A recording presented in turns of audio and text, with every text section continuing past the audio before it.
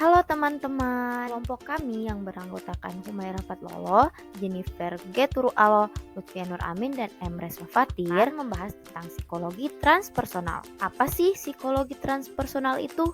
Psikologi transpersonal adalah psikologi yang mempelajari dimensi yang melewati diri manusia dan menyatakan dirinya sebagai mazhab keempat setelah behaviorisme, psikoanalisis, dan psikologi humanisme. Aliran ini mengakui masing-masing sisi spesial individu berupa nilai serta prinsip hidup, pemaknaan dari kejadian di masa lalu, agama, atau keyakinan. Teman tahu nggak sih apa saja yang melatar belakangi munculnya psikologi transpersonal? Jadi, kemunculan psikologi transpersonal dilatar belakangi oleh 3 faktor. Faktor pertama, yaitu faktor ketidakpuasan terhadap aliran sebelumnya. Psikologi transpersonal muncul karena ketidakpuasan akan pemikiran dari aliran behaviorisme, psikoanalisis, dan psikologi humanisme, yang mana ketiga aliran ini tidak tertarik untuk membahas lebih dalam mengenai dimensi spiritual manusia yang menjadi fokus utama aliran ini.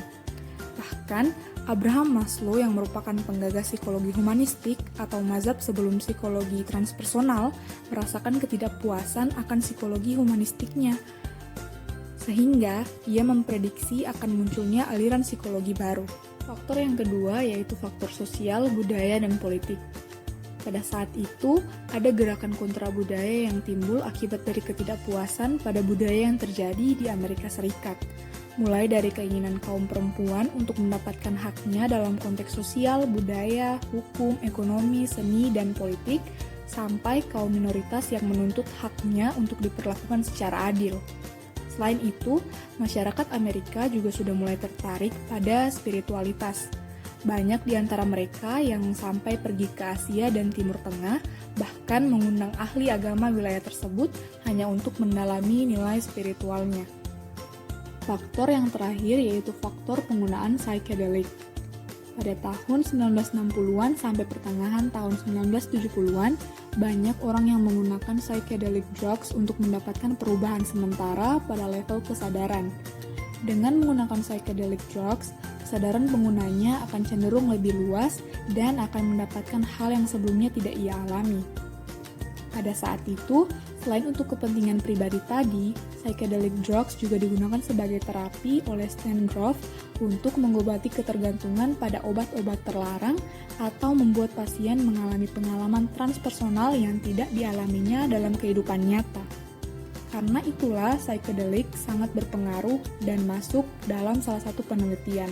Yuk kenali siapa saja tokoh-tokoh sebelum munculnya psikologi transpersonal. Yang pertama ada Richard Maurice Bach. Bach dikenal dengan bukunya yang berjudul Cosmic Consciousness yang diterbitkan pada tahun 1901. Bach memiliki teori mengenai Cosmic Consciousness yang berdasar pada pengalaman mistik yang dialami. Bach pernah merasakan mental exaltation, yaitu perasaan sejahtera, bahagia, penting dan kuat, dan itu dia rasakan selama 6 minggu. Hal itu membuatnya melakukan penelitian dan sampai pada pemikiran bahwa kesadaran manusia terdiri dari 3 tingkatan, yaitu Simple Consciousness, Self-Consciousness, dan Cosmic Consciousness. Bach dalam bukunya menjelaskan bahwa yang pertama, Simple Consciousness merupakan kesadaran sederhana yang juga dimiliki binatang. Kesadaran terhadap apa yang didengar atau dilihat. Kesadaran terhadap anggota tubuh juga termasuk kesadaran sederhana. Yang kedua ada Self-Consciousness yang merupakan kesadaran manusia pada umumnya. Kesadaran pada identitas diri, proses berpikir, perasaan, dan lain-lain. Dan yang ketiga ada Cosmic Consciousness yang merupakan kesadaran mengenai kehidupan dan tatanan alam semesta yang ditandai dengan peningkatan derajat moral atau moral exaltation, perasaan melayang atau feeling of elevation, kegembiraan atau elation, kesenangan atau joyousness, pengertian moral atau moral sense, rasa keabadian atau sense of immortality, dan kesadaran akan kehidupan yang kekal atau consciousness of eternal life. Yang kedua ada Roberto Assagioli. Assagioli merupakan salah satu jajaran pendiri psikologi transpersonal dan berhasil merumuskan konsep-konsep penting yang memperjelas isu yang diangkat di psikologi transpersonal, seperti tentang peak experience dan dimensi transpersonal manusia. Assagioli pernah mempublikasikan bukunya yang berjudul A New Method of Treatment Psychosynthesis pada tahun 1926-an. Assagioli juga mempublikasikan beberapa artikel mengenai psikosintetis yang tertarik pada masalah spiritual. Assagioli terkenal dengan psikosintetisnya. Psikosintetis bisa disebut sebagai salah satu bentuk psikoterapi transpersonal pertama yang ada di dunia barat. Karena konsisten dengan kehendaknya untuk membuat psikologi yang lebih utuh dalam memandang manusia, Assagioli mengembangkan psikoterapi yang tidak hanya mengatasi gangguan psikologis yang biasa ditangani psikologi pada umumnya, tapi juga berusaha mengembangkan manusia jauh lebih sehingga menjadi orang yang egonya berfungsi secara penuh dan dimensi spiritual meningkat atau transpersonal problem. Lalu ada model jiwa manusia. Assagioli dengan psikosintetisnya memiliki pandangan tentang model jiwa manusia. Model jiwa manusia psikosintetis kemudian dia ilustrasikan dalam bentuk diagram yang berbentuk diagram telur atau egg diagram. Pada diagram itu menunjukkan beberapa pemahaman Assagioli mengenai jiwa manusia. Bentuk oval merupakan batas dari personal unconsciousness dan yang di luar bentuk oval tersebut adalah collective unconsciousness. 2. Spektrum ketidaksadaran versi Assagioli terdiri dari 3 level, yaitu yang pertama lower unconscious yang terdiri dari pengalaman hidup yang tidak menyenangkan yang ditekan ke alam bawah sadar namun secara tidak sadar kadang berpengaruh terhadap fungsi kesadaran. Dan yang kedua middle unconscious yang terdiri atas elemen psikologis yang sudah diakses ke dalam kesadaran dan pada tingkat ini semua pengalaman diintegrasikan dan merupakan fondasi kepribadian seseorang. Dan yang ketiga higher unconscious yang berisi potensi luhur yang dimiliki manusia. Yang ketiga, garis putus-putus yang membedakan antara level kesadaran yang menunjukkan bahwa hal-hal yang disadari memiliki potensi untuk dapat disadari dan sesuatu yang didasari tidak juga berpotensi untuk tidak disadari. Dan yang keempat, ada psikosintetis membedakan antara aku dan diri. Aku merupakan pusat dari kesadaran dan keinginan dan merupakan proyeksi dari diri. Aku menjadi subjek yang mengalami dan tidak pernah menjadi objek dari suatu pengalaman. Aku yang menyadari sensasi, kognisi ataupun emosi. Sedangkan diri mampu menyadari sesuatu yang lebih tinggi daripada aku. Diri mampu menyadari pengalaman masa lalu, sekarang dan masa yang akan datang. Dan juga dirilah yang mampu menyadari pengalaman spiritual dan keagamaan, perasaan bermakna, pengalaman kreatif, dan lain-lain. Siapa saja sih tokoh-tokoh psikologi transpersonal itu? Wah, yang pertama ialah Ken R. Wilber. Ken R. Wilber sering disebut sebagai Ken Wilber. Dia lahir pada 1949 di kota Oklahoma. Dia kemudian memperoleh gelar sarjana kimia dan geologi dan gelar master biofisika dan biokimia di University of Nebraska di Lincoln. Ken Wilber tertarik dengan fenomena ini dan mencoba mencari metode yang dapat diandalkan untuk mencapai kesadaran ini. Kemudian dia menjadi tertarik pada spiritualitas timur. Baiklah, kemudian teori integral. Teori integral berangkat dari keprihatinan Wilber tentang banyaknya teori dan pendekatan untuk menjelaskan kesadaran yang terkadang saling bertentangan. Wilber tidak hanya berfokus pada teori-teori barat tetapi juga pada teori-teori timur. Wilber ingin menyatukan antara seni, moral, sains atau keindahan, kebaikan dan kebenaran atau I, we, and it. Gagasan Wilber tentang teori integral muncul dalam bukunya tahun 1977, The Spectrum of Constitutions. Struktur dasar dari teori integral adalah apa yang disebut segala sesuatu. Kodrat dari semua tingkat.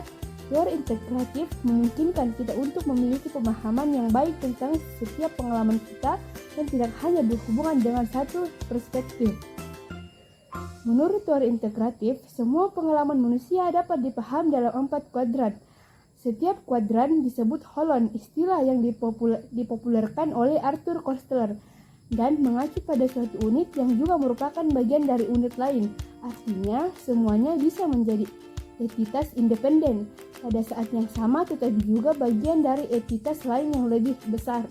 Menurut teori integral Wilber, ada 4 perspektif dalam memahami dan menjelaskan realitas, termasuk memahami orang, yaitu individu internal, kolektif internal, individu eksternal atau perilaku dan kolektif eksternal. Pendekatan subjektif seperti yang biasanya dilakukan oleh psikoanalisis, pendekatan objektif seperti yang dilakukan oleh ahli biopsikologi atau behaviorist, dan pendekatan intersubjektif yang dipraktikkan Moskovich dengan representasi sosialnya. Keempat perspektif tidak menganggap bahwa satu perspektif lebih benar dari yang lain. Misalnya, seorang perempuan yang menjadi korban kekerasan dalam rumah tangga tidak menceritakan kasusnya kepada orang lain, bahkan kepada keluarga dekatnya. Konsep selanjutnya yang juga penting untuk dijelaskan adalah keadaan kesadaran. Sangat penting bagi Wilber untuk membahas keadaan dan tahap kesadaran. Menurut Wilber, pengalaman sadar manusia bukan hanya domain dan holon subjektif, tetapi dari semua holon. Kesadaran individual memengaruhi dan dipengaruhi juga oleh kesadaran kolektif. seperti yang pernah disampaikan oleh Carl Gustav Jung. State of consciousness seseorang bisa berupa natural consciousness, altered state of consciousness, atau peak of experiences. Baiklah, yang kedua ialah Stanislav Grof. Grof lahir pada 1 Juli 1931 di Cekoslowakia. Grof adalah seorang psikiater dan direktur penelitian psikiater di Marian Psychiatric Research. Pada tahun 1970-an, ia mendirikan Asosiasi Transgender Internasional dan menjabat sebagai presidennya. Penelitian Grof berfokus pada keadaan kesadaran yang tidak biasa. Grof pertama kali tertarik pada NOSC pada tahun 1950-an. Berdasarkan penelitiannya, Grof menyimpulkan bahwa pemberian beberapa LSD sangat bermanfaat baik secara teoritis maupun praktis. Pemberian LSD memungkinkan terapis mengakses alam bawah sadar dan ingatan klien yang terkubur, yang menjadi sumber utama gejolak klien. Bahkan di dalam kandungan, terapis dapat mengakses pengalaman klien, dan karena itu pemberian LSD diyakini dapat mempercepat pengobatan dan mengurangi waktu yang dibutuhkan untuk merawat pasien. Gangguan seperti trauma, bahkan schizophrenia dapat diatasi dengan menggunakan pengalaman pasien selama pengobatan LSD. Bagi Grof, manusia adalah makhluk psikospiritual yang kesadarannya adalah sepanjang hidup mereka, baik sebelum kelahiran maupun setelah kematian. Pengalaman spiritual ini dapat ditingkatkan melalui pelatihan spiritual seperti trance, perdukunan, meditasi, dan banyak lagi. Baiklah, materi berikutnya holotropic breathwork. Pernapasan holotropik dikembangkan oleh Grof bersama istrinya Christian Grof. Kata holotropi sendiri berasal dari bahasa Yunani yang dapat dipahami sebagai gerakan menuju keutuhan atau momen menuju keutuhan. Pernapasan holotropik adalah teknik introspeksi dan psikoterapi yang memungkinkan kita mengakses alam bawah sadar.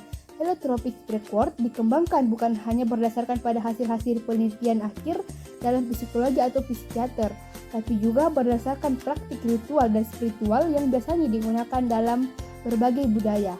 Holotropic breathwork mengombinasikan beberapa cara yang juga bisa digunakan dalam berbagai budaya, antara lain pernapasan, musik yang mengunggah, dan kerja tubuh. Menurut Grof, teknik pernapasan merupakan teknik yang sangat penting yang sering digunakan dalam ritual dan latihan spiritual.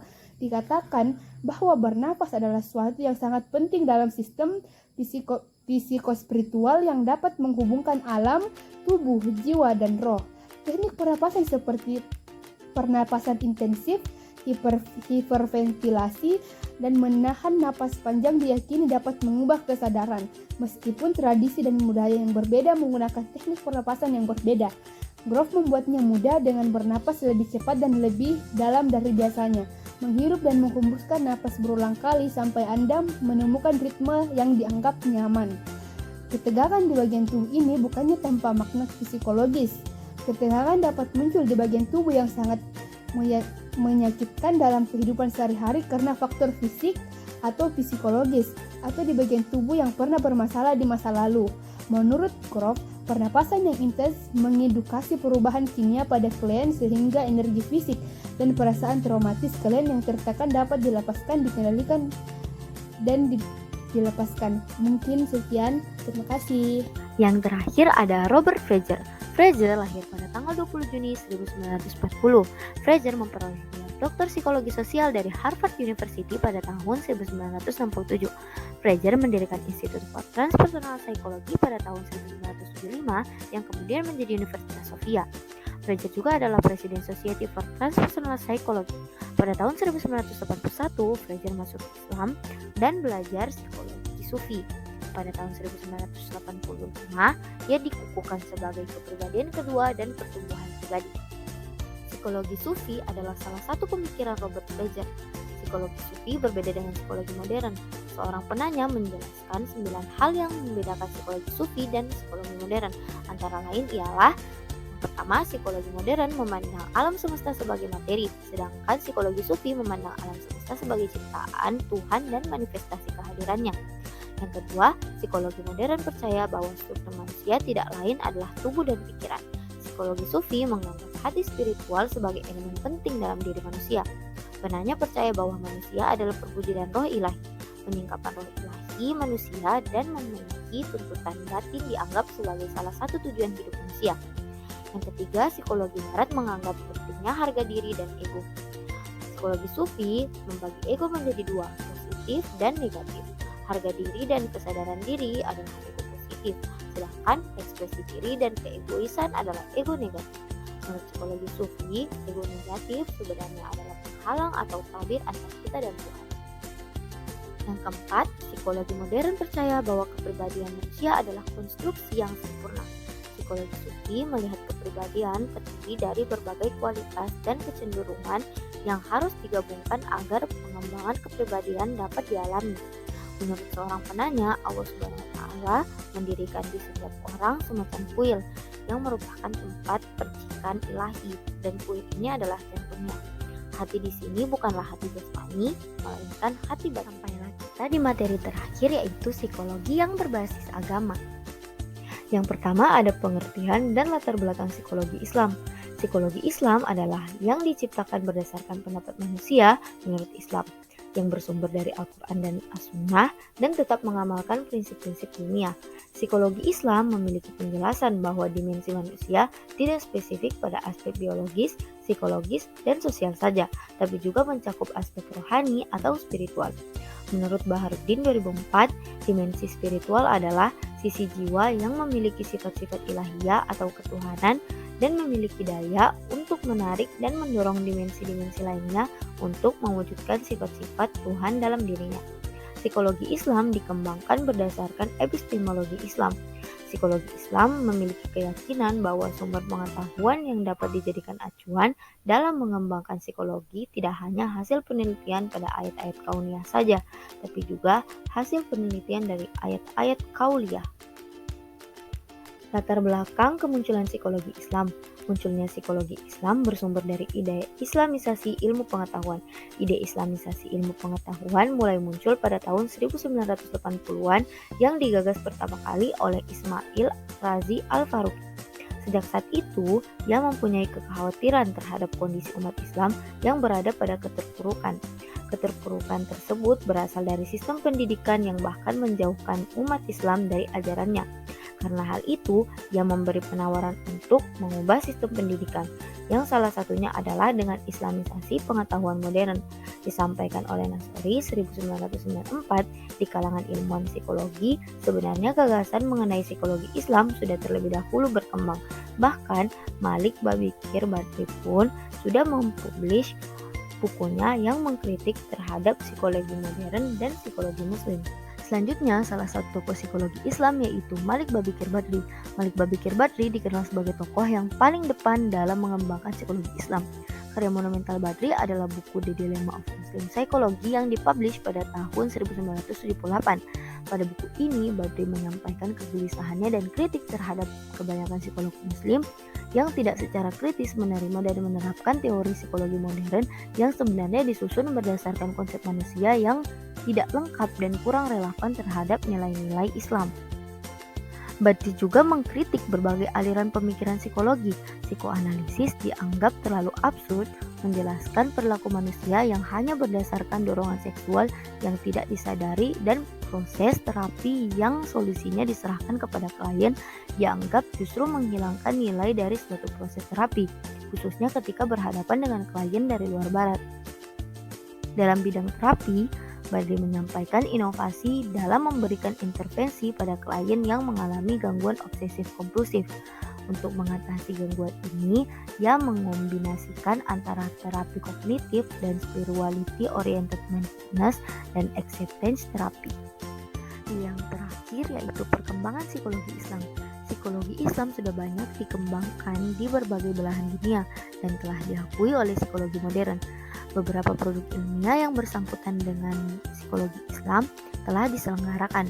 Seperti yang diinginkan Al-Faruqi, perkembangan psikologi Islam sudah masuk pada kurikulum program studi psikologi yang ada di berbagai perguruan tinggi. 5 tema terkait dengan perkembangan psikologi Islam terhadap tren mengenai psikologi Islam dalam 10 tahun terakhir menurut Hathaway, Khan, Kesa Farsi, dan Totman, yaitu Yang pertama, penyatuan antara model psikologi barat dengan keyakinan dan praktik Islam. Yang kedua, pengakuan terhadap sejarah psikologi Islam. Yang ketiga, munculnya model teoritis dan kerangka psikologi Islam. Yang keempat, pengembangan teknik intervensi. Yang kelima, pengembangan instrumen-instrumen pengukuran. Perkembangan psikologi Islam di Indonesia sendiri dimulai sejak tahun 1992 yang dibentuk Forum Silaturahmi Mahasiswa Muslim Indonesia atau FOSI-MAMU PSI di UGM. Forum ini menjadi lokomotif perkembangan psikologi Islam di kalangan mahasiswa. Dalam musyawarah FOSI-MAMU PSI ke-6 tahun 2001 di Universitas Islam Bandung, nama FOSI-MAMU PSI diubah menjadi Ikatan Mahasiswa Muslim Indonesia atau IMAMU PSI.